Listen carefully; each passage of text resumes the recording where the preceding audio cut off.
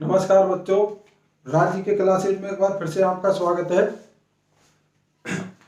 मैं गहलोत कुमार मीना एक बार फिर से आपके सामने अपनी नई वीडियो लेकर हाजिर हूँ। जैसा कि अपना टॉपिक चल रहा है इतिहास, जो पिछले वाले में हमने किया था ऐतिहासिक सोर्स, जो हिस्टोरिकल सोर्सेज है वो अपना क्लियर हो गया था। अब आज से अपना शुरू करते हैं भारत का इतिहास, इंडियन हिस्ट्री। तो उसमें देखो, जो सबसे पहला टॉपिक है प्राग ऐतिहासिक।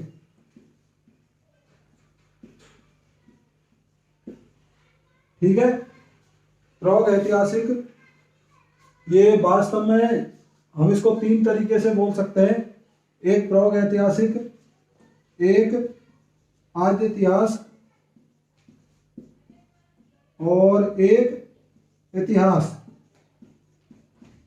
ठीक है, ये तीन भागों में इसको विभाजित कर सकते हैं। प्राग ऐतिहासिक को बोला जाता है प्री हिस्ट्री, और आद्य इतिहास को बोलते हैं प्रोटो हिस्ट्री, और इसको बोलते हैं वास्तव में हिस्ट्री। ये तीन है, प्री हिस्ट्री, प्रोटो हिस्ट्री और हिस्ट्री। प्राग ऐतिहासिक से मतलब है ऐसा समय जब मनुष्य का शिकारी जीवन था और लिखने से या लिपि या स्क्रिप्ट या लिखने पढ़ने के बारे में उसके पास कोई ज्ञान नहीं था। उस समय को बोला जाता है प्राग ऐतिहासिक काल। दूसरा, ऐसा समय जिसका लिखा हुआ मिलता है पर जिसको अभी पढ़ने में कामयाबी नहीं मिली है, उसको बोलते हैं आद्य इतिहास। और भारत के एवज में यदि हम बात करें, इंडिया के वे में यदि देखा जाए, तो आद्य इतिहास में हम शामिल कर सकते हैं किसको? सिंधु सभ्यता को। जो इंडस सिविलाइजेशन है वो आद्य इतिहास का हिस्सा है। और हिस्ट्री, इतिहास, ये हम अपना शुरू मान सकते हैं वैदिक काल से। जो ऋग्वेद जब लिखे गए हैं उस समय से हमें लिखा हुआ मिलता है। भारत के तरीके से यदि हम बात करें तो प्राग ऐतिहासिक को बोलते हैं प्री हिस्ट्री, आद्य इतिहास को बोलते हैं प्रोटो हिस्ट्री, और इतिहास हिस्ट्री। जिसका लिखा हुआ है, जिसको पढ़ने में कामयाबी मिली है, उसको इतिहास में रखा जाता है। जिसका लिखा हुआ है, जिसको अभी तक पढ़ने में कामयाबी नहीं मिली है, उसको प्रोटो हिस्ट्री, आद्य इतिहास। और जिसका लिखा हुआ कुछ भी नहीं मिलता, इसकी जो प्राग ऐतिहासिक है, इसके लिए हम पूरी तरीके से जो वस्तुएं मानव के द्वारा इस्तेमाल की गई हैं उन पर डिपेंड करते हैं हम। ठीक है, तो आज हम जो पढ़ेंगे अपना प्राग ऐतिहासिक काल।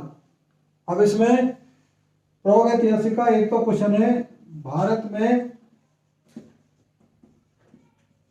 प्राग ऐतिहासिक का जनक या प्राग ऐतिहासिक काल के बारे में जो सबसे पहले इंडिया के एवज में, भारत के एवज में जानकारी दी है वो डॉक्टर प्राइमरोज। ठीक है, डॉक्टर प्राइमरोज के द्वारा सबसे पहले प्री हिस्ट्री के बारे में बात की गई थी। और डॉक्टर प्राइमरोज को प्री हिस्ट्री का फादर माना जाता है इंडिया में। एक तो ये क्वेश्चन क्लियर कर लेना। दूसरा, इस समय में मनुष्य का जीवन शुरू हुआ था और मनुष्य के द्वारा ज्यादातर क्या हुआ? पत्थर के औजारों का इस्तेमाल किया जाता था। ठीक है, पत्थर के औजारों का इस्तेमाल किया जाता था, इसीलिए इस समय को बोला जाता है पाषाण काल, लिथिक एज। पाषाण काल बोलते हैं इसको क्योंकि इस समय मनुष्य के द्वारा जो वस्तुएं इस्तेमाल होती थी, जो औजार इस्तेमाल होते थे, वो ज्यादातर पत्थर के हुआ करते थे। शिकारी जीवन था, पत्थर के औजार इस्तेमाल होते थे, इसीलिए इसको पाषाण काल बोलते हैं। ठीक है, पाषाण काल बोलते हैं। और प्राग ऐतिहासिक में ये सबसे पहली चीज है। अब भारत में यदि पाषाण उपकरण की बात करें, इन इंस्ट्रूमेंट की, इन औजारों की बात करें, तो भारत में पाषाण उपकरणों के बारे में सबसे पहले जानकारी दी गई है रॉबर्ट ब्रूस हुट के द्वारा। ठीक है, रॉबर्ट ब्रूस हुट के द्वारा सबसे पहले इस चीज के बारे में इंडिया में जानकारी दी गई है। फादर ऑफ पाषाण काल भारत में रॉबर्ट ब्रूस फुट को बोला जाता है, जिन्होंने 1863 में, ठीक है, 1863 चेन्नई मद्रास के पास में सबसे पहले इस चीज के बारे में जानकारी प्राप्त की थी। तो पत्थर के उपकरणों का भारत में सबसे पहले जो तथ्य दिया था, इनके बारे में जो जानकारी दी गई थी, वो रॉबर्ट ब्रूस फुट के द्वारा 1863। तो एक तो ये क्वेश्चन बढ़िया है। दूसरा, प्रागैतिहासिक काल के बारे में सबसे पहले जानकारी डॉक्टर प्राइमरोज। तो अब पाषाण एज की यदि हम बात करें, पाषाण काल की यदि हम बात करें, तो इसको 3 भागों में बांटा जाता है, ठीक है। पाषाण काल को 3 भागों में बांटा जाता है। एक तो पुरापाषाण, एक मध्यपाषाण, ठीक है, और एक नवपाषाण। इस प्रकार से 3 में बांटा गया, पुरापाषाण, मध्यपाषाण और नवपाषाण, पैलियोलिथिक, मीजोलिथिक और नियोलिथिक। अब ये टाइम के हिसाब से बांटा गया। वैसे तो खैर बिल्कुल ऐसा बोल नहीं सकते हम कि बिल्कुल एक्यूरेट है ये, पर फिर भी एक जो आइडिया लिया गया है वो इस प्रकार से है कि जो पुरापाषाण है, जो पुरापाषाण है, ये माना गया है 6 लाख से और 10,000 ईस्वी पूर्व तक, ठीक है। 6 लाख से 10,000 ईस्वी पूर्व इसको पैलियोलिथिक में रखा गया है, पुरापाषाण में रखा गया है। मध्यपाषाण इसको 9,000 से और 4,000, ठीक है। इंडिया के एवज में इसको वैसे 7,000 से 4,000 या 3,000 भी बोल देते हैं। ये मीजोलिथिक है। मध्यपाषाण है, पुरापाषाण 6 लाख से 10,000, मध्यपाषाण 9,000 से 4,000 और नवपाषाण इसको वास्तव में 7,000 से 2,000 है, 7,000 से 2,000 है, पर इंडिया के एवज में 7,000 से 1,000 भी बोल देते हैं इसको, ठीक है। 7,000 से 2,000, 1,000 भी और 2,000, ये दोनों चलता है। कोई ऐसा बिल्कुल एक्यूरेट नहीं है कि यहाँ पर ये खत्म है, यहाँ पर ये शुरू है। पर फिर भी यदि हम एक पूरा वैसे देखें तो 6 लाख से 10,000 ये हो गया, 9,000 से 4,000 ईस्वी पूर्व ये हो गया, और 7,000 से 2,000 ईस्वी पूर्व हो गया अपना नवपाषाण। तो नवपाषाण और मध्यपाषाण एक दूसरे को ज्यादातर क्रॉस करते हैं। कहीं पर ये 9,000 से 4,000 ये है, कहीं पर इसकी शुरुआत है। तो ये दोनों में इस प्रकार से मिक्स है। इसका क्वेश्चन भी आया हुआ है कि कौन से 2 पाषाण काल आपस में एक दूसरे को क्रॉस करते हैं। तो मध्यपाषाण और नवपाषाण दोनों इस प्रकार से हैं कि ये 9,000 से 4,000 ईस्वी पूर्व और ये 7,000 से 2,000 ईस्वी पूर्व, ठीक है। एक तो इस प्रकार से डिफाइन किया गया है। अब एक तो एक क्लासिफिकेशन है। अब जो पुरापाषाण है इसको फिर से एक बार 3 में बांटा गया है। पुरापाषाण को जो पैलियोलिथिक है इसको फिर से एक बार 3 में बांटा गया है।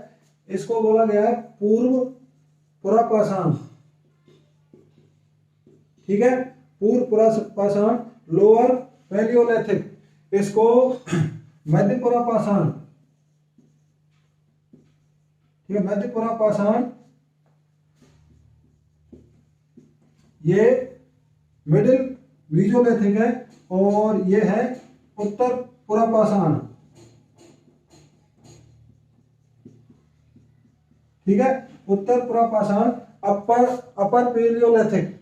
तो 3 इस प्रकार से ये बट गया, पूर्व पुरापाषाण, मध्य पुरापाषाण, उत्तर पुरापाषाण। पहले पूरे पाषाण काल को, जो पत्थर वाली वो है पूरी डेट, ये पत्थर का जो टाइम है ये 6 लाख से शुरू होकर हम 2,000 तक किसको मानते हैं, पुरापाषाण, मध्यपाषाण, नवपाषाण। पुरापाषाण 6 लाख से 10,000, मध्यपाषाण 9,000 से 4,000, नवपाषाण 4,000 से 2,000। अब पुरापाषाण को फिर से 3 में बांटा, पूर्व पुरापाषाण, मध्य पुरापाषाण और उत्तर पुरापाषाण। इसको 6 लाख से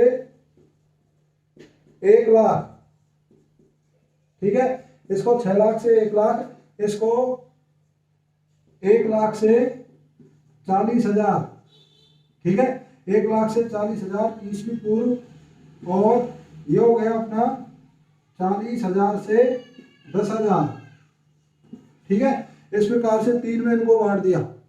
तो पूर्व पुरापाषाण 6 लाख से 1 लाख, मध्य पुरापाषाण 1 लाख से 40,000 और उत्तर पुरापाषाण 40,000 से 10,000 ईस्वी पूर्व। ये तो इस प्रकार से डिफाइन किया गया है, इसको क्लासिफाई किया गया है।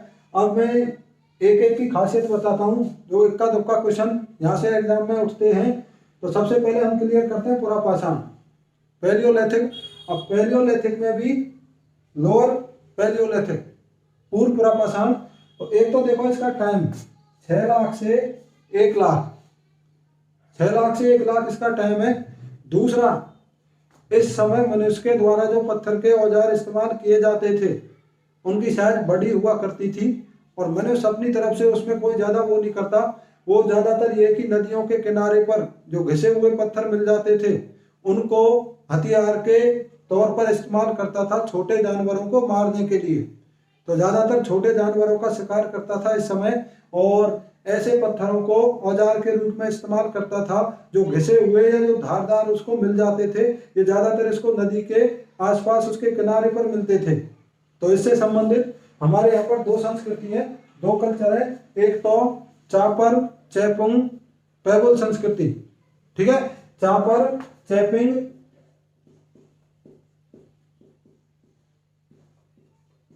पैबुल संस्कृति बोला जाता है, ये पंजाब, ठीक है। चापर चैपिंग पैबुल संस्कृति ये पंजाब, और नदी कौन सी है? सोहन घाटी। तो इसीलिए इसको सोहन संस्कृति भी बोल देते हैं, सोहन संस्कृति भी बोल देते हैं। ये वास्तव में जो नदी में घिसे हुए पत्थर यहाँ पर मनुष्य को जो मिलते थे उसको हथियार के रूप में इस्तेमाल करता था, और इसको नाम दिया गया है चापर चैपिंग पैबुल संस्कृति। इसको सोहन घाटी संस्कृति भी बोला जाता है। वर्तमान समय में ये पाकिस्तान में है, ठीक है, पाकिस्तान में है। दूसरा इसी समय का एक और है हेंडेक्स संस्कृति, ठीक है, हेंडेक्स कल्चर। ये चेन्नई के पास में, ये चेन्नई के पास में पल्लावरम एक जगह पड़ती है, चेन्नई के पास में पल्लावरम एक जगह पड़ती है, ये वहां पर है। और जो मैंने रॉबर्ट ब्रूस फुट बताया था, उसने यहीं पर सबसे पहले एक कुल्हाड़ी खोजी थी, ठीक है, जो पाषाण काल का हथियार था। ये पत्थर की कुल्हाड़ी खोजी थी और इसीलिए इसको नाम दिया गया है हेंडेक्स संस्कृति। अब ये कुल्हाड़ी जो खोजी गई थी ये अतीरपक्कम, ठीक है, अतीरपक्कम ये जगह पड़ती है चेन्नई के पास। मनुष्य के द्वारा सबसे पहला इस्तेमाल किया गया हथियार कुल्हाड़ी है, और ये कुल्हाड़ी भारत में अतीरपक्कम से मिली है। बाकी हेंडेक्स संस्कृति ये चेन्नई के पास में पल्लावरम, और खोज करने वाला कौन है? Robert Bruce foot. भारत में पाषाण काल का जनक या पाषाण काल के जो उपकरण सबसे पहले खोजे हैं ये ब्रूस फुट के द्वारा खोजे गए। बाकी प्राग ऐतिहासिक काल की भारत में सबसे पहले जानकारी इसने प्राप्त की थी, और पहला हथियार जो मनुष्य के द्वारा इस्तेमाल किया गया है वो कुल्हाड़ी है। ये पूर्व पुरापाषाण का है, जो 6 लाख से 1 लाख ईस्वी पूर्व का है। और समझने की चीज ये थी, इस समय जो मनुष्य के द्वारा हथियार इस्तेमाल किए जाते थे वो पत्थर के बड़े बड़े हथियार होते थे, और अपनी तरफ से कोई ज्यादा एक्सपेरिमेंट नहीं था। सिर्फ ये कि उसको घिसे हुए नदी के किनारे जो धारदार पत्थर मिलते थे उनको छोटे जानवरों को मारने में वो इस्तेमाल करता था। अब दूसरा मध्य पुरापाषाण, मिडिल, इसका समय माना गया है 1 लाख से 40,000, ठीक है, 1 लाख से 40,000 इसका समय माना गया है। कोई खास क्वेश्चन नहीं है, सिर्फ एक क्वेश्चन तो ये कि इस समय पर जो पत्थर के हथियार थे उनकी साइज थोड़ी छोटी हुई, और मनुष्य अपनी खुद की तरफ से हथियार पत्थर के बनाने लगा, इसीलिए उनकी साइज छोटी हुई, पर धारदार बनाने लग गया उनको। इसीलिए जानवरों को मारने में, शिकार करने में उसको आसानी हुई। तो ये ज्यादातर इस समय पर जो हथियार इस्तेमाल होते थे वो फलक वाले इस्तेमाल होते थे, इसको फलक संस्कृति भी बोला जाता है। ये मिडिल पैलियोलिथिक है, मध्य पुरापाषाण काल है, जिसमें इनका इस्तेमाल मनुष्य के द्वारा किया जाता था, इसीलिए इसको फलक संस्कृति भी बोला जाता है। हैंडेक्स, चापर चैपिंग ये पूर्व पुरापाषाण से संबंधित है, फलक संस्कृति ये मध्य पुरापाषाण से संबंधित है। और ऊपर से नीचे तक जो हथियार की साइज है, जो पत्थर के हथियार की साइज है, उसको छोटा करना है आपको, छोटा होता चला जाएगा हथियार। जैसे जैसे टाइम गुजरा है तो मनुष्य की स्किल इस चीज में बढ़ती चली गई और धारदार छोटे हथियारों का निर्माण उसके द्वारा किया गया। ये मध्य पुरापाषाण का हो गया। तो इसमें कोई ज्यादा क्वेश्चन नहीं है, फलक संस्कृति है और छोटे हथियार इस्तेमाल होने लगे थे मनुष्य के द्वारा और अच्छे धारदार। ठीक है, ये 1 लाख से 40,000, अब 40,000 से 10,000, इसको बोलते हैं उत्तर पुरापाषाण। उत्तर पुरापाषाण इसको बोला जाता है। अब इसके खास क्वेश्चन, तो इसका देखो सबसे बढ़िया क्वेश्चन है, एक तो होमोसेपियंस,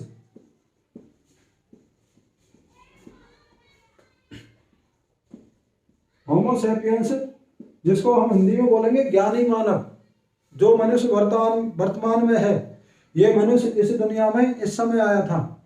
तो होमोसेपियंस ज्ञानी मानव इस दुनिया में उत्तर पुरापाषाण काल में, अपर पैलियोलिथिक टाइम में ये दुनिया में आया था और ये माना जाता है 30,000 ईस्वी पूर्व के आसपास, जो कि उत्तर पुरापाषाण काल से संबंध रखता है। तो होमोसेपियंस इस दुनिया में उत्तर पुरापाषाण काल में आया था। ये इसका सबसे बढ़िया क्वेश्चन है। दूसरा, मनुष्य के द्वारा इस समय चित्रकारी की जाने लगी थी, पेंटिंग्स बनाई जाने लगी थी, जिसका सबसे बढ़िया एग्जाम्पल है भीमबेटका। ठीक है, तो एक क्वेश्चन तो ये कि भीमबेटका की गुफाएं कहाँ पर है। तो भीमबेटका जो कैव्स है ये एमपी में पड़ती है, रायसेन डिस्ट्रिक्ट एमपी में पड़ती है। और दूसरी चीज ये है कि इनकी खोज किसने की है। तो इनकी खोज की है विष्णु श्रीधर वाकणकर। विष्णु श्रीधर वाकणकर के द्वारा इनकी खोज की गई थी भीमबेटका की गुफाओं की। आया हुआ क्वेश्चन है, बीएस वाकणकर बोल देते हैं। विष्णु श्रीधर वाकणकर के द्वारा भीमबेटका की गुफाओं की खोज की गई थी। क्वेश्चन ये कि भीमबेटका की गुफाएं कौन से काल से संबंध रखती हैं। तो वास्तव में ये सबसे ज्यादा बनी है मीजोलिथिक में, मध्य पाषाण काल में सबसे ज्यादा बनी है, पर ये इनकी शुरुआत हुई है उत्तर पुरापाषाण काल से। ठीक है, उत्तर पुरापाषाण काल से इनकी शुरुआत हुई है। तो एक तो होमोसेपियंस इस दुनिया में मोस्ट इंपोर्टेंट क्वेश्चन है, जो ज्ञानी मानव है, जो वर्तमान का मनुष्य है, इस दुनिया में उत्तर पुरापाषाण काल में आया। दूसरा क्वेश्चन है भीमबेटका की गुफाओं की बनने की शुरुआत, या इसी को हम बदलकर बोले चित्रकारी की शुरुआत, क्योंकि भीमबेटका की गुफाएं अपनी चित्रकारी के लिए जानी जाती हैं, पेंटिंग्स के लिए जानी जाती हैं। और इनकी खोज किया किसने, विष्णु श्रीधर वाकणकर ने। ये क्वेश्चन बहुत अच्छा क्वेश्चन है, क्लियर होना चाहिए। ये हो गया आपका उत्तर पुरापाषाण काल। अब ये तो इस प्रकार से हो गया। अब हथियार की साइज और छोटी हुई थी, पर धार बढ़ती चली गई उसकी, और इसीलिए मनुष्य की स्किल से ऐसा हुआ, और इसीलिए उसका दूसरे जानवरों का शिकार करना आसान हुआ। ठीक है, और अब मनुष्य धीरे धीरे छोटे जानवरों के मुकाबले बड़े जानवरों का शिकार भी करने लगा। अब इसके बाद में मध्य पाषाण, मीजोलिथिक। अब ये टाइम माना जाता है 9,000 से 4,000, और सबसे छोटा काल ये है। यदि क्वेश्चन पूछा जाए कि सबसे छोटा एरा कौन सा है, तो मीजोलिथिक है। मीजोलिथिक का टाइम 9,000 से 4,000 ईस्वी पूर्व है। और इसकी खासियत, तो इसकी सबसे बड़ी खासियत है, एक तो मनुष्य के द्वारा इस समय जो पत्थर के औजार इस्तेमाल किए जाते थे उनकी साइज बहुत ज्यादा छोटी थी, इसीलिए उनको बोला गया सूक्ष्म औजार, माइक्रोलिट्स। इसी प्रकार से पूछा जाता है क्वेश्चन कि माइक्रोलिट्स का इस्तेमाल मनुष्य के द्वारा कौन से एरा में होता था, कौन से काल में होता था। तो माइक्रोलिट्स का इस्तेमाल मनुष्य के द्वारा मीजोलिथिक में, मध्य पाषाण काल में होता था। फलक जो संस्कृति है, जो फलक वाले हथियार हैं, उनका इस्तेमाल मध्य पुरापाषाण काल में होता था। हैंडेक्स और चापर चैपिंग ये संबंधित है किससे, पूर्व पुरापाषाण काल से संबंधित। होमोसेपियंस और भीमबेटका की गुफाएं या चित्रकारी की शुरुआत उत्तर पुरापाषाण काल से। ठीक है, पेंटिंग्स की शुरुआत और भीमबेटका की गुफाओं की खोज किसने की है, विष्णु श्रीधर वाकणकर ने। इसके बाद में ये मध्य पाषाण की सबसे बड़ी खासियत है, एक तो ये माइक्रोलिट्स, सूक्ष्म हथियारों का इस्तेमाल, पत्थर के सूक्ष्म औजार बनाए जाते थे इस समय। दूसरा मोस्ट इंपोर्टेंट क्वेश्चन है, मनुष्य के द्वारा आग का इस्तेमाल, या आग की खोज मध्य पाषाण में की गई थी। वैसे उत्तर पुरा पाषाण भी इसका आंसर एक आध किताब में बताया जाता है, पर वास्तव में जो सबसे वैलिड आंसर है वो मीजोलिथिक है। इसका मीजोलिथिक है। और आग का इस्तेमाल होने के कारण इस समय मनुष्य कच्चे मांस के बजाय किसका इस्तेमाल करने लगा? पके हुए मांस का। तो इसीलिए क्वेश्चन ये कि मनुष्य के द्वारा पकाकर भोजन खाने की शुरुआत कब की गई थी? तो मनुष्य के द्वारा पका हुआ भोजन खाने की शुरुआत मीजोलिथिक में की गई थी। ठीक है, मीजोलिथिक में पका हुआ भोजन, आग की खोज और माइक्रोलिथ्स। ठीक है, माइक्रोलिथ्स सूक्ष्म औजार जो पत्थर के बने होते थे पर धारदार होते थे, और इनका इस्तेमाल मनुष्य के द्वारा मध्य पाषाण में किया गया है। ठीक है, मध्य पाषाण में इनका इस्तेमाल किया गया है। ये आपका मीजोलिथिक का कंप्लीट। तो पाषाण काल में पुरा पाषाण काल हो गया, मध्य पाषाण काल हो गया। अब नव पाषाण काल, ये मनुष्य के इतिहास के हिसाब से मोस्ट इंपॉर्टेंट है। और जो नियोलिथिक है ये 7000 से 2000 का इसका टाइम माना जाता है। अब यहाँ पर जो खासियत है, एक तो ये कि अब मनुष्य के द्वारा जो हथियार इस्तेमाल होते थे वो पॉलिशदार इस्तेमाल होते थे। उसके द्वारा वो हथियारों को इतना धारदार बनाने लग गया कि उनकी पॉलिश भी क्या करता था।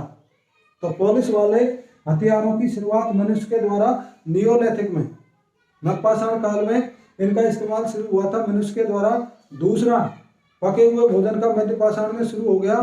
पर जो सबसे खास चीज है, एक तो पशुपालन की शुरुआत। ठीक है, पशुपालन, एनिमल हस्बेंड्री की शुरुआत नियोलिथिक में हुई है। वास्तव में मनुष्य के द्वारा सबसे पहले पालतू बनाया गया जानवर कुत्ता है, और कुत्ता का जो पालन है वो मनुष्य के द्वारा मीजोलिथिक में ही शुरू हो गया, मध्य पाषाण में शुरू हो गया। क्योंकि शिकारी होने की वजह से वो मनुष्य की हेल्प किया करता था, और इसीलिए मनुष्य के द्वारा सबसे पहले पालतू कुत्ते को बनाया गया था। पर इस समय पर दूसरे जानवरों को भी मनुष्य के द्वारा पालतू बनाया गया था। तो इसीलिए पशुपालन की शुरुआत मनुष्य के द्वारा नवपाषाण काल में की गई है। और यदि पूछा जाए तो मनुष्य के द्वारा पालतू बनाया गया पहला जानवर कुत्ता है, और दूसरा जानवर भेड़। ठीक है, दूसरा जानवर भेड़ है। और मनुष्य के द्वारा इस्तेमाल की गई पहला हथियार कुल्हाड़ी है। मनुष्य के द्वारा इस्तेमाल किया गया पहला हथियार कुल्हाड़ी है। इसके बाद में अब मनुष्य अपना घुमंतू जीवन छोड़कर अपना स्थायी जीवन रखने लगा था। इस समय पर पशुपालन की खोज, साथ में अब स्थायी जीवन होने की वजह से कृषि की शुरुआत, खेती की शुरुआत मनुष्य के द्वारा नवपाषाण काल में की गई थी। और खेती के यदि भारत की हम बात करें तो सबसे पहले प्रमाण मिलते हैं मेहरगढ़। ये पाकिस्तान में चला गया। वर्तमान समय में मेहरगढ़ में खेती के सबसे पहले प्रमाण मिलते हैं। पशुपालन की शुरुआत, खेती की शुरुआत, कृषि की शुरुआत, और भारत में खेती के सबसे पहले प्रमाण मेहरगढ़ में मिलते हैं। बाकी बेलन घाटी, कौल्डी हवा, इलाहाबाद, बेलन घाटी, कौल्डी हवा, इलाहाबाद, सबसे पहले चावल की खेती के प्रमाण। बेलन घाटी, कौल्डी हवा, इलाहाबाद, सबसे पहले चावल की खेती के प्रमाण, और सबसे पहले खेती के प्रमाण मेहरगढ़। अब इसमें दूसरा क्वेश्चन, मनुष्य के द्वारा सबसे पहले बोई गई फसल, जो सबसे पहली फसल है मनुष्य के द्वारा, वैसे साथ में आता है गेहूं और जौ। ठीक है, गेहूं और जौ मनुष्य के द्वारा सबसे पहले बोई गई फसल है। पर इनमें भी यदि एक पूछा जाए तो मनुष्य के द्वारा जो पहली फसल है वो गेहूं है। ठीक है, गेहूं मनुष्य के द्वारा इस्तेमाल की गई है, बोई गई पहली फसल है। दूसरी जौ है। बाकी दोनों ज्यादातर एक साथ आती हैं। गेहूं और जौ मनुष्य के द्वारा इस्तेमाल की गई खेती में पहली फसल है। और यदि साउथ इंडिया की बात करें, दक्षिण भारत की यदि बात करें, तो मनुष्य के द्वारा वहां पर सबसे पहले इस्तेमाल की गई थी रागी। ठीक है, साउथ इंडिया में रागी, नॉर्थ इंडिया में गेहूं और जौ। और वास्तव में मेहरगढ़ में सबसे पहले खेती की गई थी मनुष्य के द्वारा भारत में। पर चावल की खेती के वास्तव में सबसे पहले प्रमाण है कौल्डी हवा, बेलन घाटी, इलाहाबाद के पास में। पालतू पशु पहला कुत्ता, दूसरा भेड़, फसल पहली गेहूं, दूसरा जौ, बाकी गेहूं जो 7 आती है। साउथ इंडिया में रागी। और सबसे पहला हथियार कौन सा है? कुल्हाड़ी।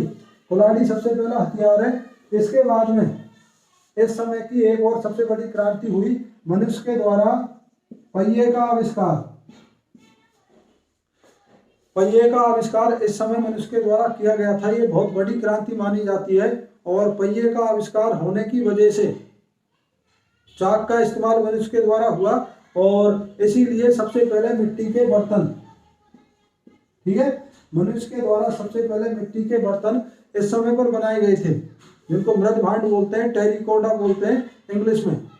टेरिकोटा बनाने की शुरुआत, मृद भांड बनाने की शुरुआत मनुष्य के द्वारा ये नवपाषाण काल में हुई है, क्योंकि पहिए का आविष्कार मनुष्य के द्वारा नवपाषाण काल में हुआ है। बहुत बढ़िया क्वेश्चन है। और इसीलिए मनुष्य का जीवन अब आसान हुआ था। वैसे 3 क्रांतियां जो मेन है, एक पहिए का आविष्कार, एक नोट का आविष्कार और एक बोट का। ये 3 चीजें मनुष्य के जीवन में जिन्होंने सबसे ज्यादा परिवर्तन लाए हैं, एक तो पहिया, एक बोट और एक नोट, ठीक है। तो ये पहिए का आविष्कार नवपाषाण काल में हुआ था और इसीलिए मिट्टी के बर्तन बनाए गए थे, जिनको मृद भांड बोला जाता है, टेरिकोटा बोला जाता है।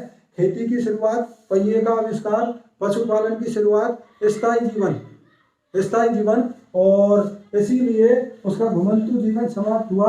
और यहीं से दूसरा क्वेश्चन है, एक तो बुर्जहोम और गुफ्फारकल।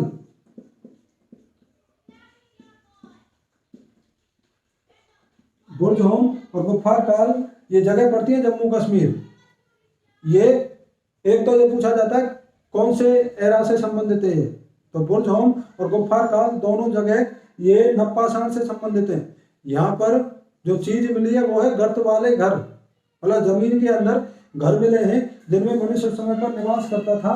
तो ये क्वेश्चन बिल्कुल जीके की ABCD की, गर्त वाले निवास, गर्त वाले घर कौन सी जगह पर मिले? तो गर्त वाले घर मिले एक तो बुर्जहोम और एक गुफ्फारकल, ये दोनों जगह पड़ती हैं जम्मू कश्मीर, नवपाषाण काल से संबंधित है। ये इस प्रकार से नवपाषाण काल में मनुष्य के द्वारा इतने परिवर्तन आए थे। तो हम पूरा देखें तो खेती की शुरुआत, पशुपालन, पहिए का आविष्कार, ठीक है, स्थायी जीवन, टेरिकोटा मृद भांड मतलब मिट्टी के बर्तन नवपाषाण काल से संबंधित है। दूसरा मध्यपाषाण काल से संबंधित हुआ आग का आविष्कार, पका हुआ भोजन और माइक्रोलिथ्स सूक्ष्म औजार। उत्तर पुरापाषाण काल, होमोसेपियंस दुनिया में आया और चित्रकारी की शुरुआत, भीमबेटका की गुफाओं की शुरुआत इस समय हुई थी जिनमें चित्रकारी की गई है मनुष्य के द्वारा। विष्णु श्रीधर वाकड़कर के द्वारा खोज की गई है, पर ज्यादातर जो उनमें चित्रकारी हुई है वो मध्यपाषाण काल से संबंधित है। इसके बाद में मध्य पुरापाषाण काल, उसकी खासियत है फलक संस्कृति, ठीक है, फलक संस्कृति। और जो पूर्व पुरापाषाण काल है उसमें हैंडेक्स संस्कृति, चापर चैपिंग संस्कृति, हैंडेक्स पड़ता है, वो हैंडेक्स की खोज हुई है। अतीन पक्कम से कुल्हाड़ी मिली है, पल्लावरम जगह पड़ती है चेन्नई के पास में। चापर चैपिंग पैगुल संस्कृति नाम दिया गया है, वो वास्तव में सोन घाटी, पंजाब, पाकिस्तान। पत्थर की कुल्हाड़ी अतीन पक्कम से मिली है। मनुष्य के द्वारा सबसे पहले जो औजार इस्तेमाल हुआ है पत्थर की कुल्हाड़ी, पहला पालतू पशु कुत्ता, दूसरा पालतू पशु भेड़, पहली फसल गेहूं, दूसरी जौ, साउथ इंडिया में रागी। अब और दूसरी चीज बेलन घाटी, कोल्डियाबा, इलाहाबाद, जहाँ पर चावल की खेती के प्रमाण मिले। मेयर घाटी पाकिस्तान, जहाँ पर सबसे पहले खेती के प्रमाण मिले। और पशुपालन की शुरुआत नवपाषाण काल। अब मनुष्य के द्वारा सबसे पहले इस्तेमाल की गई धातु तांबा, कॉपर। मनुष्य के द्वारा इस्तेमाल की गई पहली धातु तांबा है, कॉपर है। और इसी का दूसरा मनुष्य के द्वारा इस्तेमाल की गई दूसरी धातु टेन, ठीक है। पहला पशु कुत्ता, दूसरा भेड़, पहली फसल गेहूं, दूसरी जौ और पहला हथियार कुल्हाड़ी, पहला मेटल धातु तांबा, दूसरी टेन। अब इन दोनों को यदि मिला दिया जाए तो जो मिश्र धातु है, जो अलॉय मेटल है, वो बनता है कांसा, ब्रॉन्ज। और ब्रॉन्ज का क्वेश्चन ये कि मनुष्य के द्वारा इस्तेमाल की गई पहली मिश्र धातु, पहला अलॉय मेटल ब्रॉन्ज है, कांसा है, जो कि आप केमिस्ट्री में पढ़ोगे या पढ़ा होगा। तांबा और टिन से मिलकर बनता है। जो ब्रॉन्ज मेटल है तांबे से टिन से मिलकर बनता है। वास्तव में मनुष्य के द्वारा पहली धातु तांबा, दूसरी टिन, और दोनों को मिलाने के बाद उसने बनाया था कांसे को, ब्रॉन्ज को, जो कि एक मिश्र धातु का एग्जाम्पल है, अलॉय मेटल का एग्जाम्पल है। जो इंडस सिविलाइजेशन है वो वास्तव में ब्रॉन्ज एज से ही संबंध रखती है। कांस्य युगीन सभ्यता थी, क्योंकि उस समय पर कांसे के उपकरणों का इस्तेमाल होता था। यह आपका प्रागैतिहासिक कंप्लीट यहाँ तक।